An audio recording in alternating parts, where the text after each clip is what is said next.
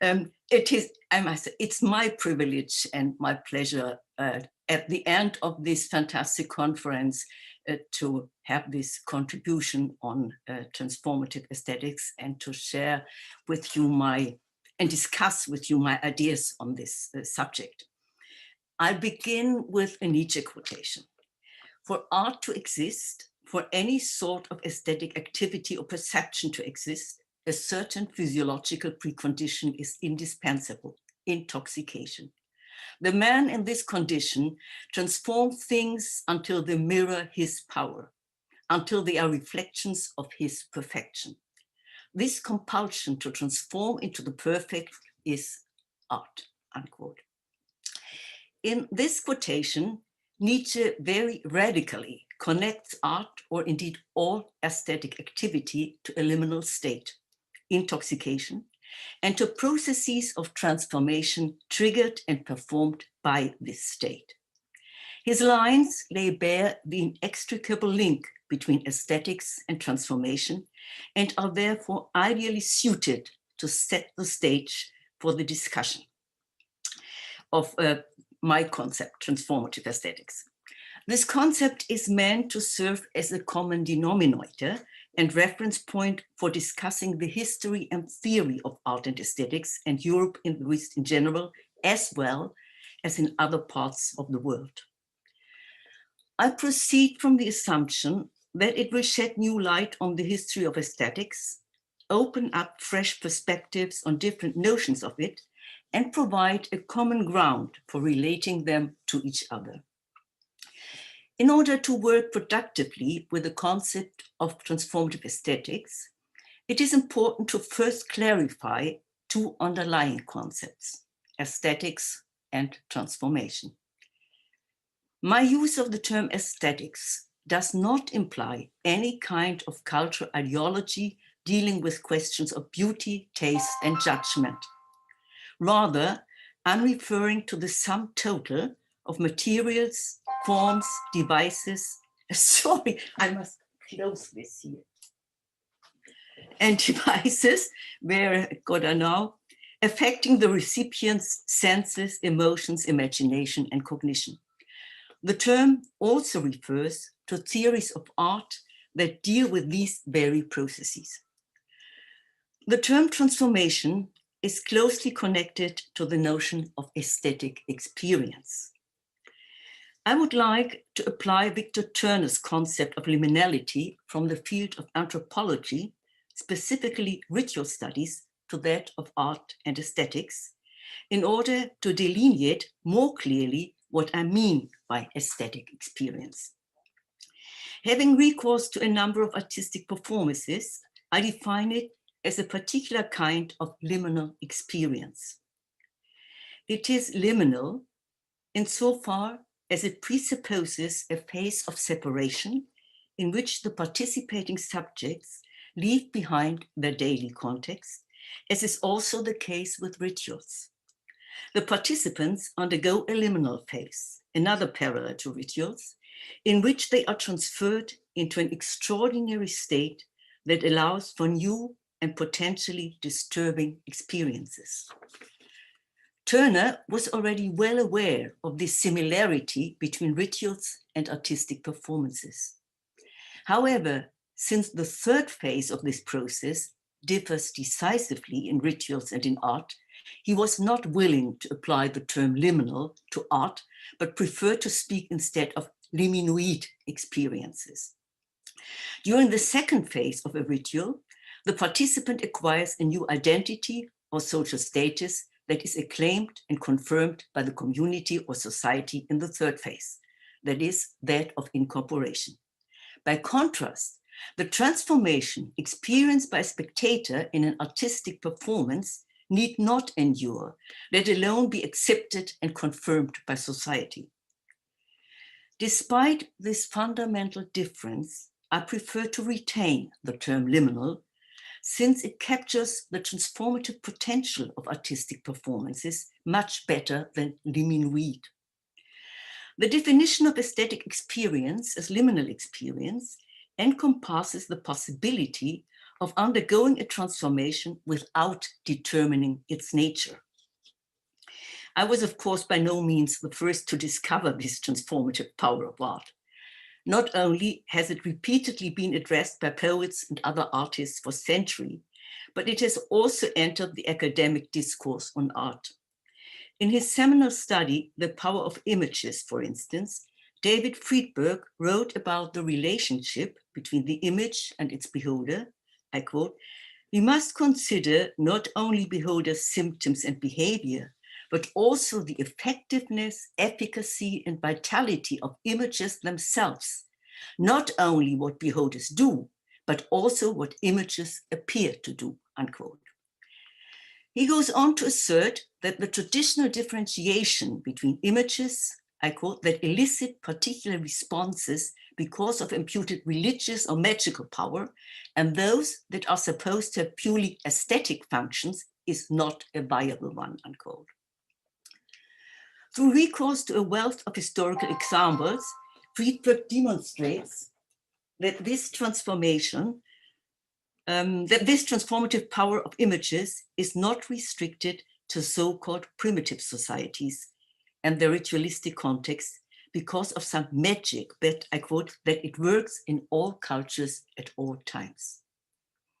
That is to say, the beholder of an image may undergo an aesthetic experience as a liminal experience, resulting in a particular, if only temporary, transformation. If we examine influential theories of and ideas on art and aesthetics in various cultures, we will find that most of them presuppose or indeed call for some kind of a transformation to take place in the recipient. That is, the spectator, beholder, listener, or reader during the aesthetic process. In the European or Western tradition, the transformative potential of art is addressed within the purview of at least three key paradigms: the aesthetics of impact, in German Wirkungsästhetik, the aesthetics of autonomy, and the reception aesthetics. The history of the aesthetics of impact in Europe begins, as everybody knows, with Aristotle's Poetics.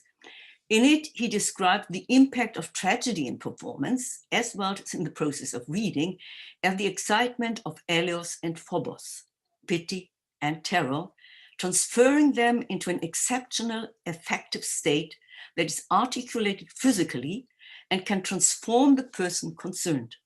Catharsis, the term he introduced to define the goal of tragedy as the cleansing of these effects, points to many different contexts, among them that of purging in healing rituals. While the excitement of affects transfers the spectator or reader into a liminal state, catharsis brings about the actual transformation. That is to say, the experience of catharsis constitutes a liminal and transformative experience. The assumption that perceiving effects in the bodily changes of the actor would arouse corresponding effects in the spectators was widespread well into the 18th century. Lord Henry Home Keynes wrote in his Elements of Criticism in 1762 that, I quote, "external appearances open a direct avenue to the heart," unquote. As late as 1794, Sulzer claimed in his Allgemeine Theorie der schönen Künste, General Theory of the Fine Arts, "It is certain that no circumstances create lively impressions and emotions in human beings than a public performance. Nothing in the world is more infectious and effective than the emotion sensed in a crowd of people." Perception caused the infection by transferring the emotions perceived in the actor's body to that of the spectator during the performance. Infection here denotes a classical state of liminality, an in-between state which marks the passage from good health to illness. The idea of emotional affection is evidenced by the transformative power of performances. Rousseau cursed this transformative power because, I quote, "the continual emotion which is felt in the theater excites us, enervates us, enfeebles us, and makes us less able to resist our passion," unquote. To Rousseau, this liminal state was the root of all that was wrong with the theater, because it threatened the male spectator in particular with the loss of self, that is, by emasculating him. Diderot, Lessing, Lichtenberg, Engel, and numerous other theoreticians of the 18th century, on the other hand, propagated theater performances precisely because of their transformative power. In the second half of the 18th century, this power was attributed to a new art of acting that celebrated bourgeois naturalness, a naturalness that could arouse strong emotions in the spectator. We have many accounts of weeping audiences from the second half of the 18th century. Karl Wilhelm Rammler, for instance, in a letter to Johann Wilhelm Ludwig Gleim, reports on one performance of Lessing's Miss Sarah Sampson in Frankfurt upon Oder. I quote, "Herr Lessing's tragedy was performed in Frankfurt, and the audience sat for 3.5 hours, silent as statues, weeping." Bearing in mind that German audiences at the time were rather noisy, coming and going as they pleased, eating, drinking, and conversing, this seems to be, in fact, an extraordinary response. Friedrich Nicolai saw a performance in Berlin in October the following year and gave a detailed account of it in a letter to Lessing. I quote, "Before I tell you about the performance in more detail, I must let you know that I was extremely affected. Up to the beginning of the 5th act, I was often in tears, but by the end of the same act and throughout the whole scene with Sarah, I was far too moved to be able to cry anymore.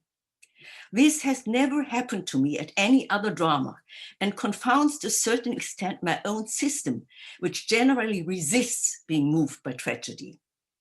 My feelings and my critical annotations, both on your play and the actors, were mixed in a wonderful confusion in my head," unquote. Clearly, a transformation took place here within the spectator, a process he seemed unable to control or prevent. The spectators were the addressees of the action on stage, seemingly at the mercy of the actors' doing.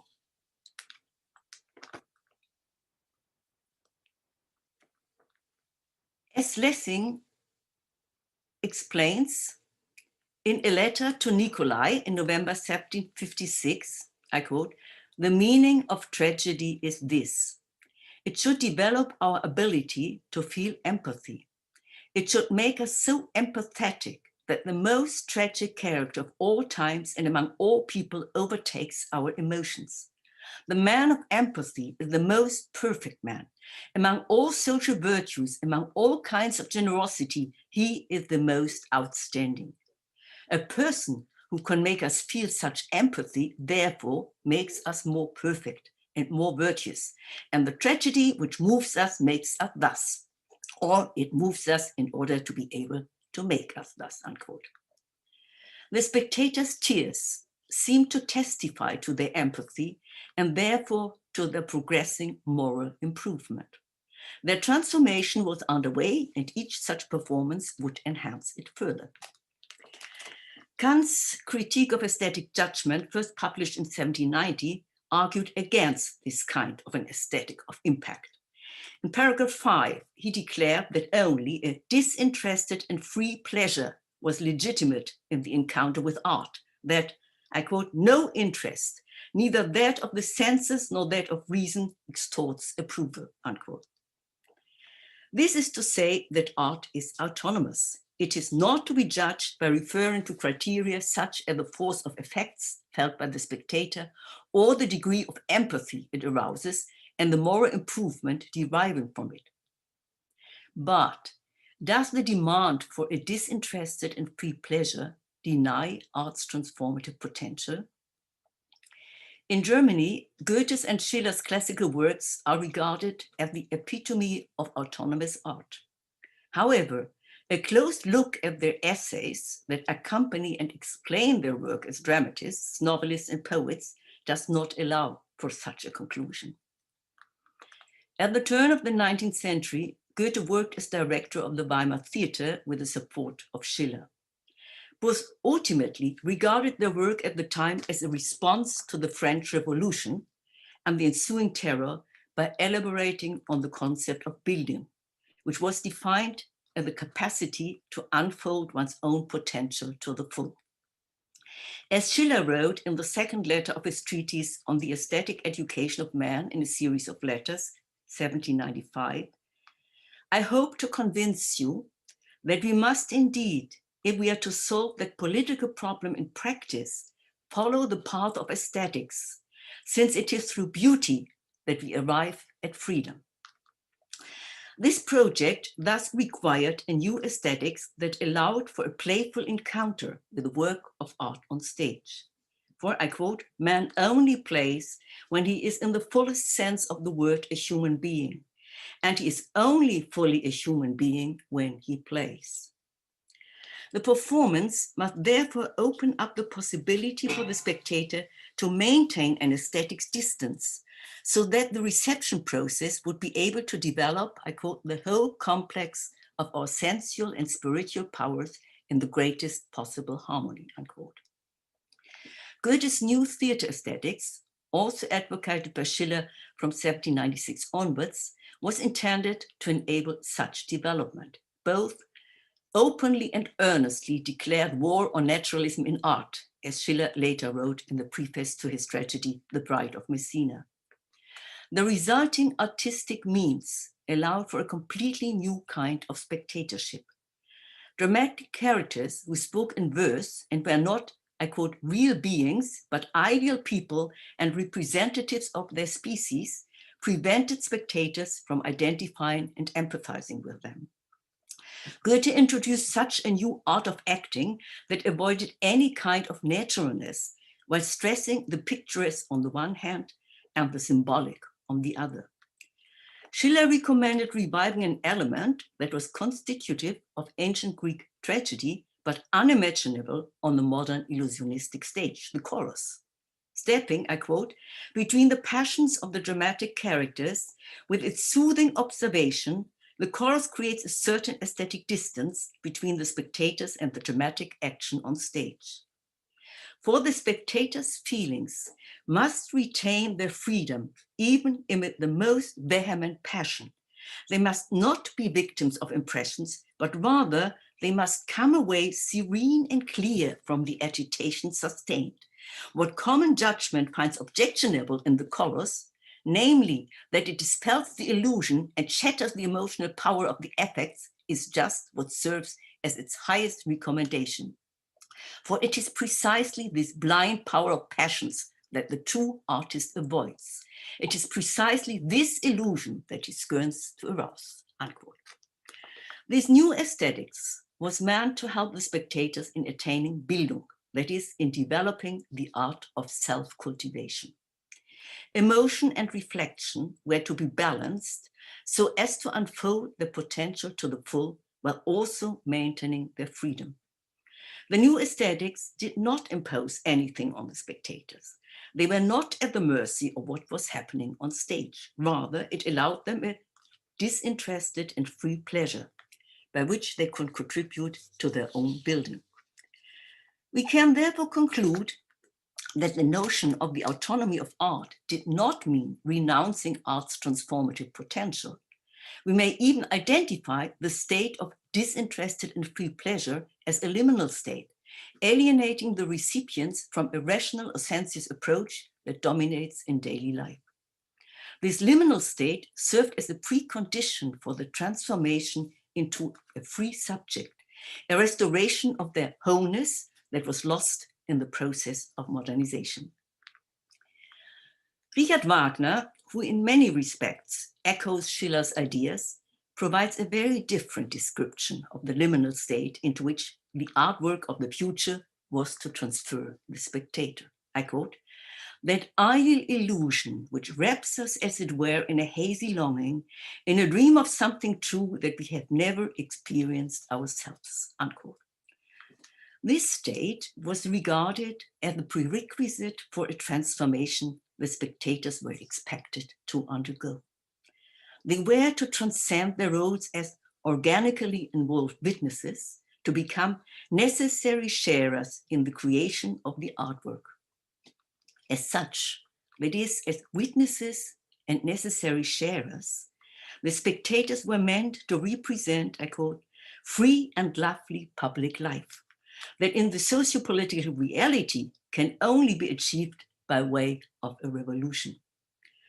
Through their active participation in the Gesamtkunstwerk, the audience, until then a motley assembly of bored, egotistical private persons, would be redeemed as a community representative of a public sphere and composed of creative individuals. I quote, "Genius no longer will stand isolated, but all will have part in it. The genius will be an associate one," unquote. This also entailed a number of other transformations. Moreover, by defining the spectator as a necessary sharer in the creation of the artwork, and in this sense as a co-creator, Wagner sketched a kind of reception aesthetics avant la lettre. For it is via the reception process of the spectators that the performance as an art event comes into being. Without their presence and active engagement, it cannot be completed. European aesthetics, from Aristotle to Richard Wagner, focused on the transformation of the recipients, regardless of whether they adhere to an aesthetics of impact or to an aesthetics of autonomy.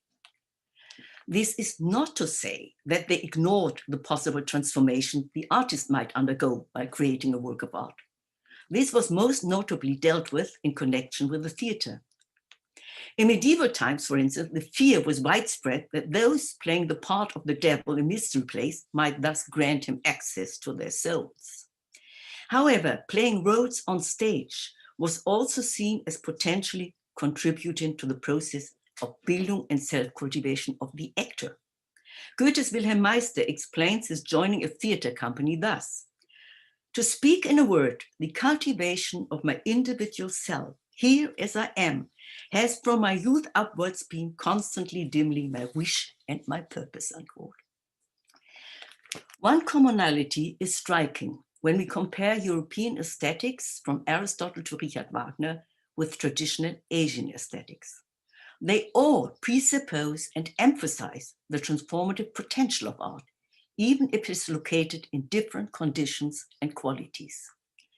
The Natya Shastra, the principal Sanskrit treatise on the performing arts, including music, written between the 2nd centuries BCE and CE by the sage Bharata, elaborates an aesthetic system focusing on the particular aesthetic experience a performance is meant to offer spectators. The question of aesthetic experience is central. Rasa is to be aroused by a very particular representation of the bhavas, the 8 dominant emotions.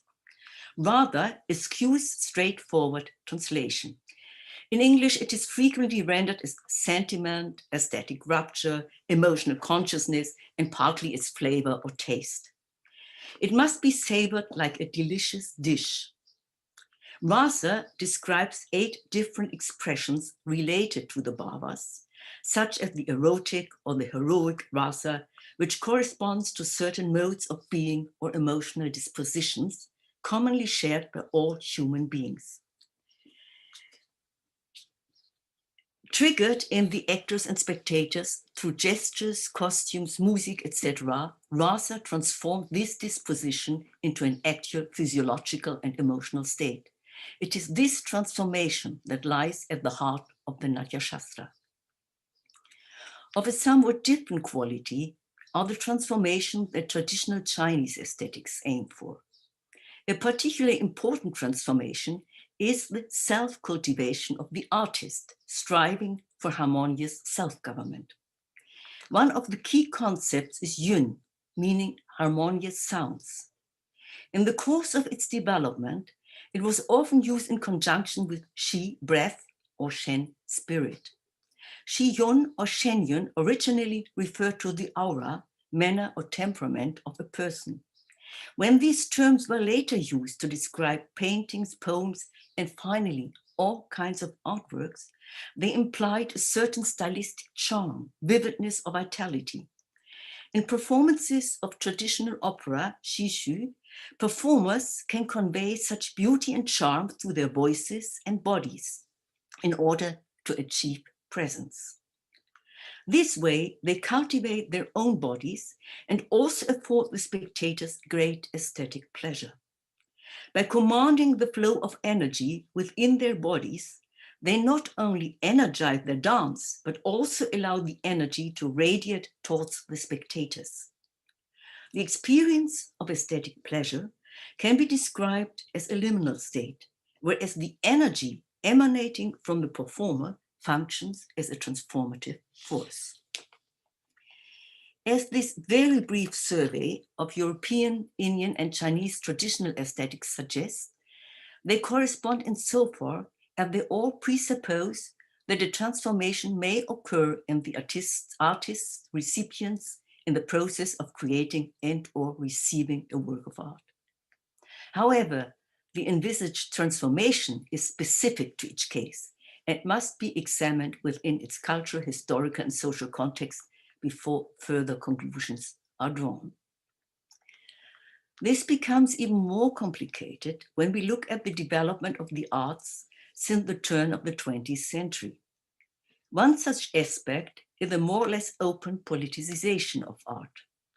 However, even in the cases mentioned above, art did not lack a certain political dimension. Catharsis was, in a way, directed towards the well-being of the polis and its citizens. Schiller himself addresses the political dimension of autonomous art when stating that it is through beauty that we arrive at freedom. He thereby identified the free subject as a precondition for the creation of a free state, turning art into a kind of substitute for a revolution. There is also a political dimension to the fact that in China, the possibility of self-cultivation through art, in particular through painting, was available exclusively to the literati. While a political dimension of art is implied in what I have described as traditional European, Indian, or Chinese aesthetics, this dimension often gained prominence after the beginning of the 20th century. Be it the Swadeshi movement in India, the May 4th movement in China, the European avant-garde movements, or the highly diverse post-World War II political art movements all over the world, particularly in the post-colonial context, in all these cases, the envisioned transformations concern not only the artists and/or recipients, but also, and at times primarily, the ruling political and social conditions. The novel aesthetics developed to this end came into being in very different ways. By transposing traditional art forms into new contexts, by appropriating an aesthetics from another culture, or by transferring devices and means from non-artistic fields and contexts into art and vice versa, to name just a few. The first model was realized by the Swadeshi movement. It emerged in response to Lord Curzon's Bengal partition plan in 1905 and testified to the growing sense of India as a nation. The movement aimed to remove British colonial rule, or at least to bring about some form of independent governance. To this end, it needed to mobilize the masses rather than just the elite. Performances seemed the most viable means.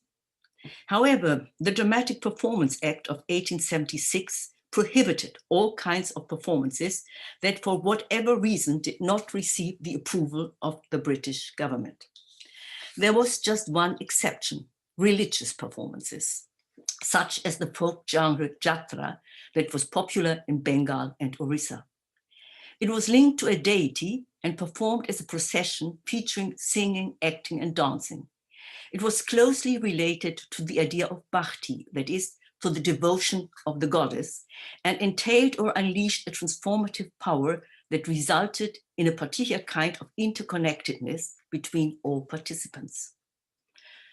After 1905, the Swadeshi movement used Jatra for their political aims, specifically for their identity politics. These performances were also related to Hindu mythology, and particularly to the worship of the goddess Kali, the great mother of India. The hymns, partly consisting of dialogues with Kali, the embodiment of the nation, were informed by the Bhakti tradition that was familiar to large audiences. Jatra aesthetics was thus pressed into the service of political goals. The transformative power of the Bhakti movement here resulted in not the religious, but the political interconnectedness of all participants, strengthening their sense of belonging to a national community and their will to independence. The second model, the appropriation of an aesthetics from another culture, guided the May 4th movement in China in 1990. Chinese students and political refugees living in Japan witnessed the foundation of a new theatrical genre, shingeki, or spoken drama. It became popular after the Japanese premiere of Ibsen's A Doll's House, produced by Shimamura Hogetsu in November 1911. The leading part was played by Matsui Sumaku, a young actress who had received her training at a new acting school founded by Tsubochi Shoyo, where a realistic psychological acting style was taught.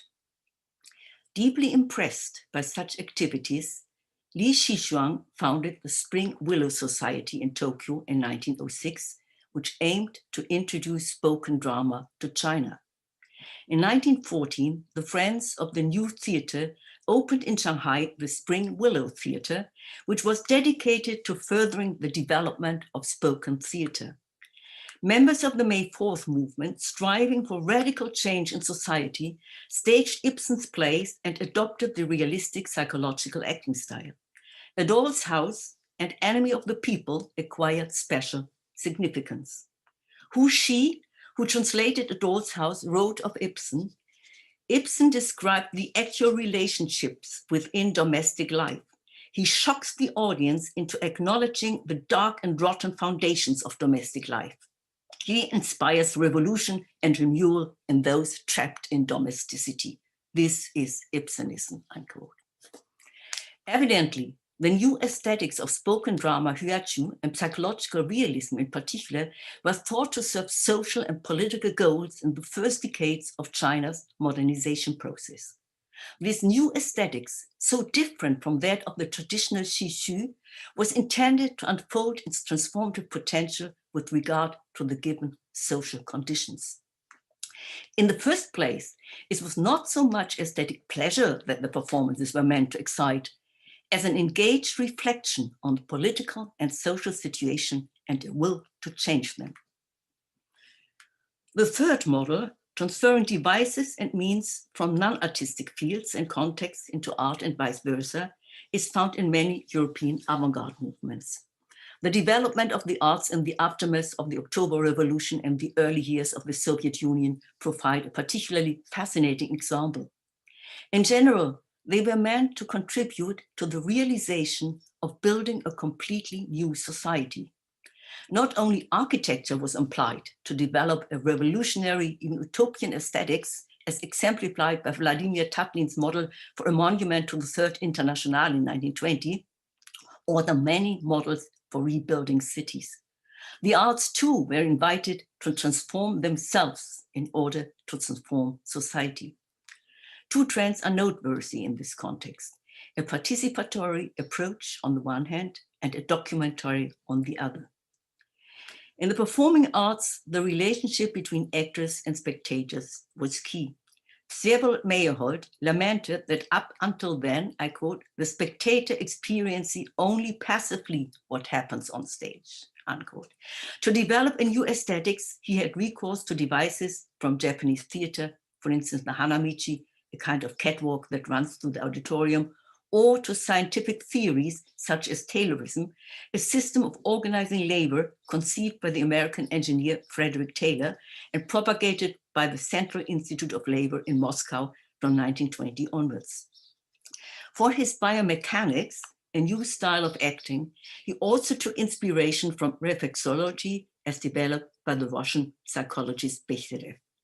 This aesthetics aimed to transfer the spectators into a state of permanent activity so as to trigger their own creativity. I quote, "For it is through performance that he will define himself as co-actor and creator of new meaning," unquote.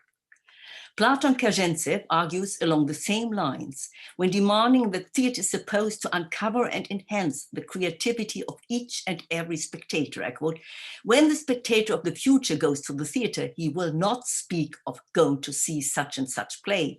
He will express himself differently. I am going to participate in such and such play, because he will really be part of the performance. He will not be an observing and applauding spectator, but a co-actor actively joining in the performance, unquote.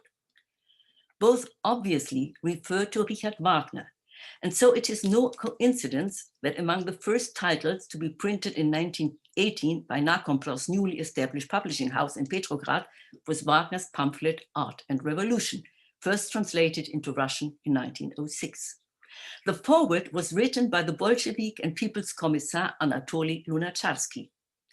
Like the Communist Manifesto of our brilliant teachers Marx and Engels, this brochure by the no less brilliant Richard Wagner was, he explained, a product of the German Revolution of 1848.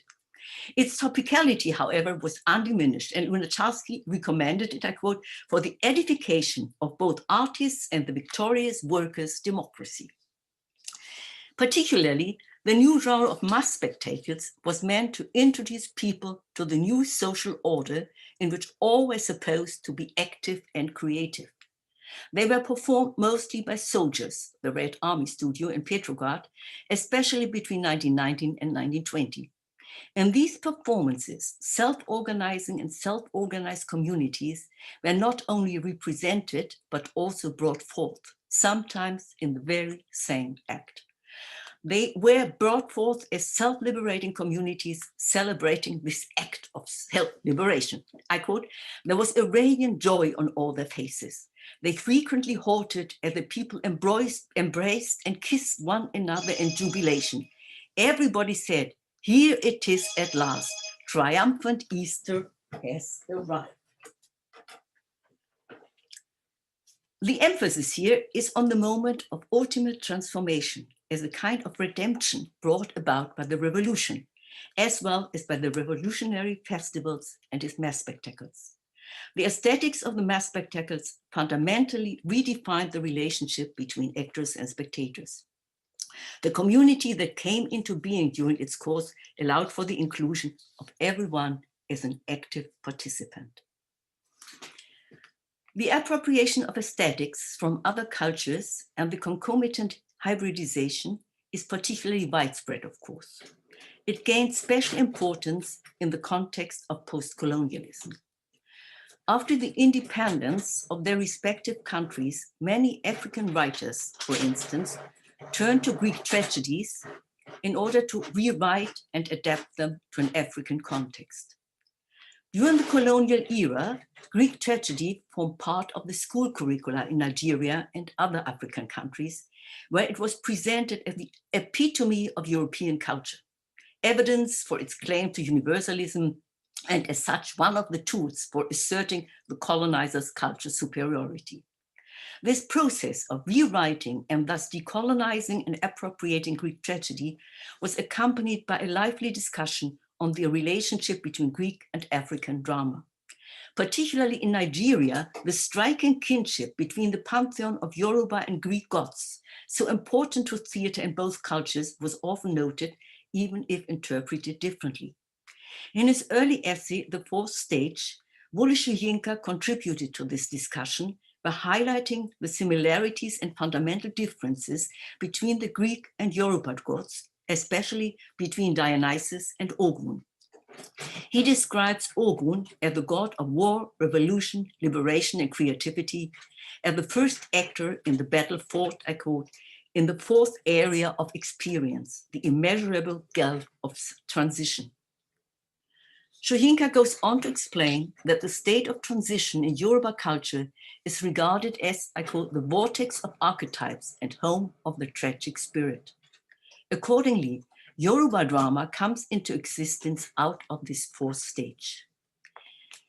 By necessitating a radically liminal state, Nietzsche's notion of the tragic, developed in the birth of tragedy out of the spirit of music, resonates in Soyinka's notion of the same, albeit without being identical.